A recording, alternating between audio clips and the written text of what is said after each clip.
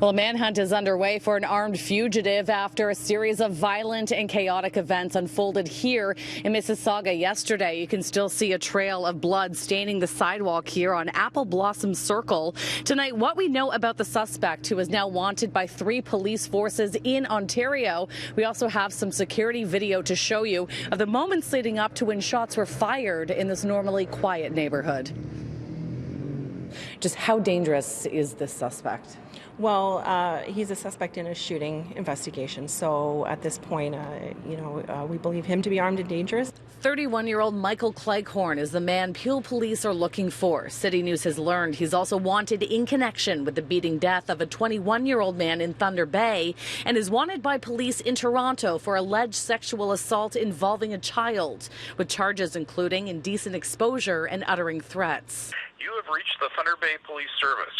Police in Thunder Bay described the 2017 murder as targeted and gang-related and believe Cleghorn may have been hiding out in Toronto. He was last seen driving a 2013 white Hyundai Santa Fe, and the license plate on that was AYVL 950. Here in Peel region, the Santa Fe was stolen not far from the original crime scene after a violent series of events that began on Apple Blossom Circle around 2:30 in the afternoon.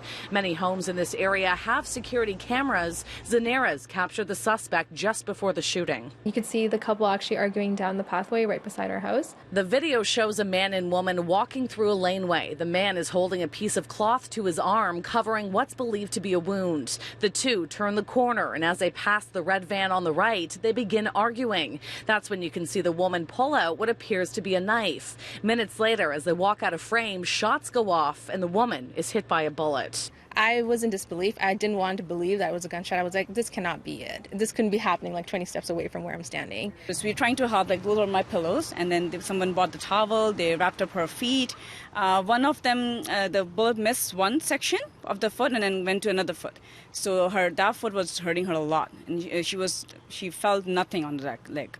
The man then flees the scene and is located a few blocks away by Peel police. Another resident security video shows the suspect on a bike being followed by a cop cruiser. You can see the officer get out of the vehicle and run after the suspect. What you can't see is that a fight ensues and a taser is fired as the suspect tries to take off in the idling cop car. The officer fires shots into the cruiser as it speeds off.